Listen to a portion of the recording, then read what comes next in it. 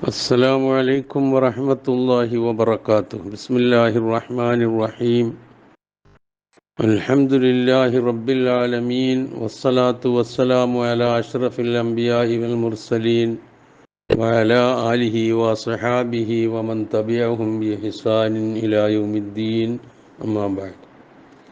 ബഹുമാന്യരായ സഹോദരീ സഹോദരന്മാരെ, ഒരു ദിനം ഒരു ഹദീസ് എന്ന പരിപാടിയിലേക്ക് ഏവരെയും ഏറെ സന്തോഷത്തോടെ സ്വാഗതം ചെയ്യുന്നു. അൻ അബീ ദർരിൻ റളിയല്ലാഹു അൻഹു ഖാല ഖുൽതു യാ റസൂലല്ലാഹ് അലാ തസ്തഅ്മിലുനി ഫളറബ ബിയദിഹി അലാ മൻകിബി സുമ്മ ഖാല യാ അബാ ദർരിൻ ഇന്നക ളഈഫുൻ വഇന്നഹാ അമാനത്തുൻ വഇന്നഹാ യൗമൽ ഖിയാമത്തി ഖിസ്യുൻ വനദാമ ഇല്ലാ മൻ അഖദ ബിഹഖ്ഖിഹാ വഅദ്ദല്ലദീ അലൈഹി ഫീഹാ.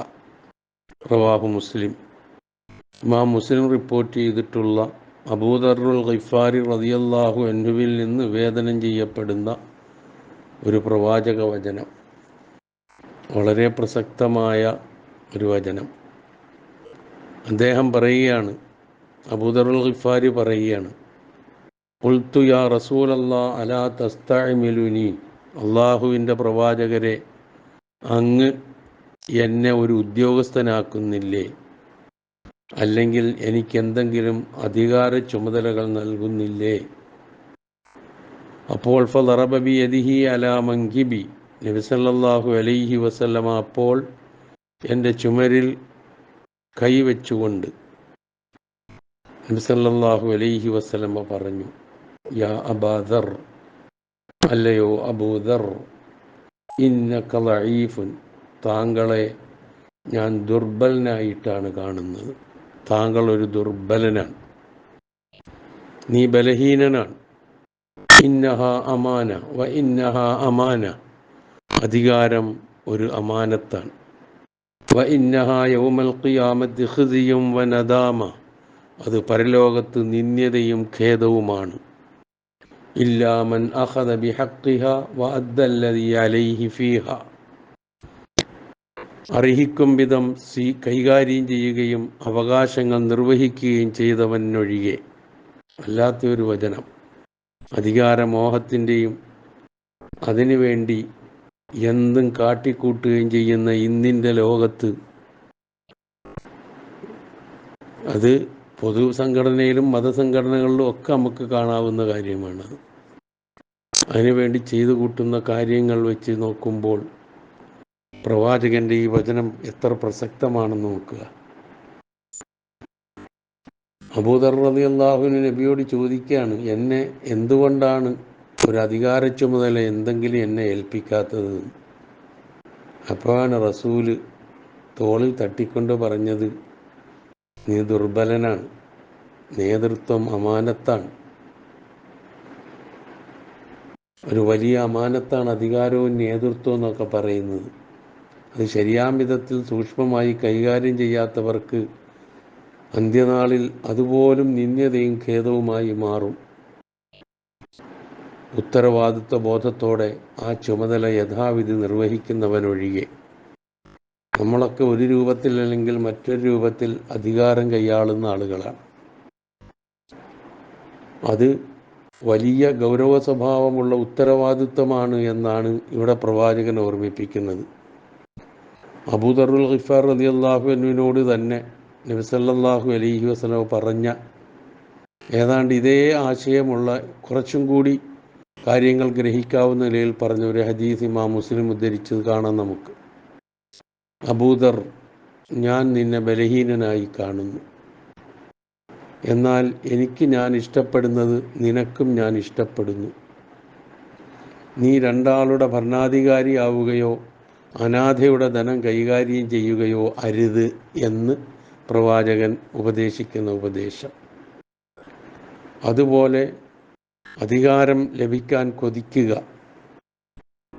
എന്നിട്ടത് കിട്ടിക്കഴിഞ്ഞാൽ അത് വേണ്ട വിധത്തിൽ കൈകാര്യം ചെയ്യാതെ പോയാലുള്ള അവസ്ഥയെക്കുറിച്ച് ഇമാം ബുഖാരി ഉദ്ധരിച്ച മറ്റൊരു ഹദീസിൽ കാണാം, നിങ്ങൾ ഭരണാധികാരം ലഭിക്കുവാൻ കൊതിക്കും, ഇന്നക്കും സതഹരിസൂന അലൽ ഇമാറ, നേതൃത്വം, സ്ഥാനം കിട്ടാൻ നിങ്ങൾ കൊതിക്കും. വസതക്കൂനു നദാമത്തൻ യൗമൽ ഖിയാമ, ഖിയാമത്ത് നാളിൽ അത് നിങ്ങൾക്ക് ഖേദത്തിന് കാരണമായി തീരും. ഇതൊക്കെ നബി സല്ലല്ലാഹു അലൈഹി വസല്ലമ പറഞ്ഞു തരുന്ന കാര്യങ്ങളാണ്.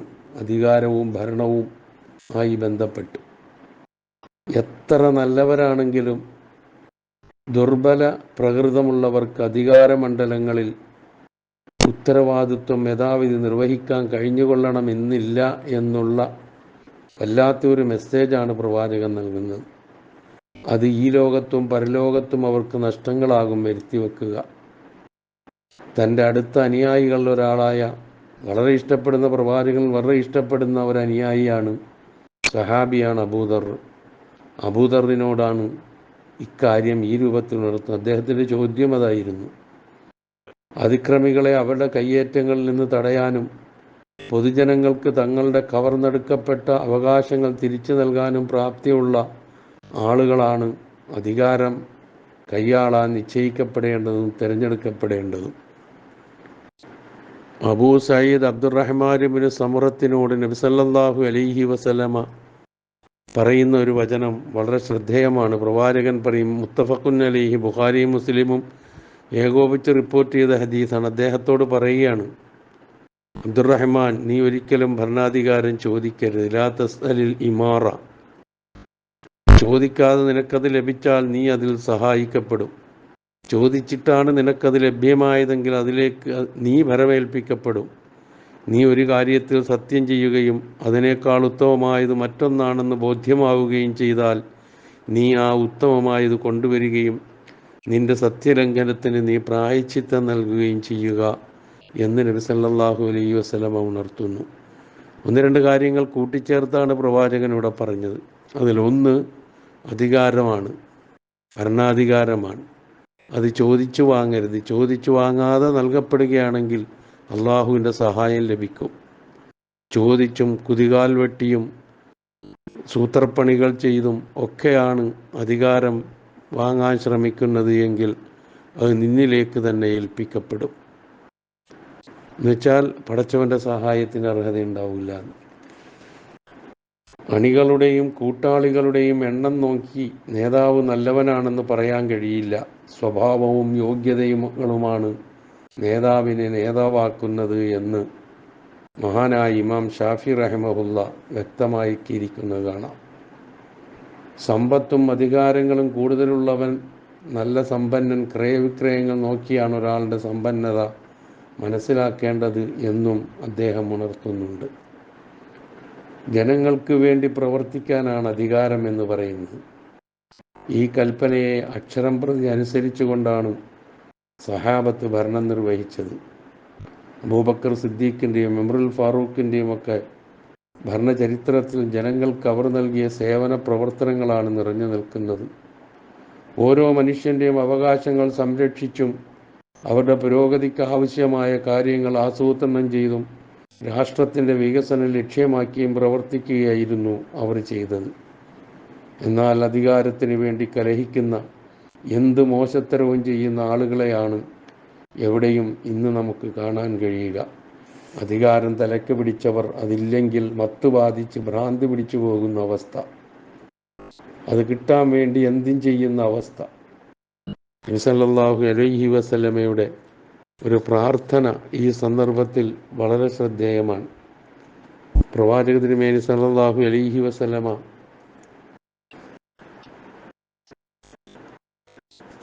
ഈ അധികാരത്തിൻ്റെ ഗൗരവത്തെക്കുറിച്ച് ഓർമ്മിപ്പിക്കുന്ന നിലയിൽ പ്രാർത്ഥിക്കുന്ന ഒരു പ്രാർത്ഥനയുണ്ട്.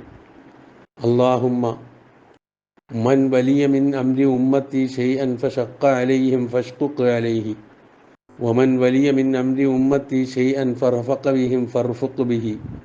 മുസ്ലിം ഉദ്ധരിച്ചതാണ്. ആയിഷ റളിയല്ലാഹു അൻഹയാണ് ഇത് പറയുന്നത്. ആയിഷ റളിയല്ലാഹു അൻഹ എൻ്റെ വീട്ടിൽ വെച്ച് നബി സല്ലല്ലാഹു അലൈഹി വസല്ലമ പറയുന്നത് ഞാൻ കേട്ടിട്ടുണ്ടെന്നാണ് പറയുന്നത്. അല്ലാഹുവേ, എൻ്റെ സമുദായത്തിൻ്റെ എന്തെങ്കിലും പ്രശ്നം ആരെങ്കിലും ഏറ്റെടുക്കുകയും എന്നിട്ട് അവൻ അവരെ പ്രയാസപ്പെടുത്തുകയും ചെയ്താൽ നീ അവനെയും പ്രയാസപ്പെടുത്തണമേ.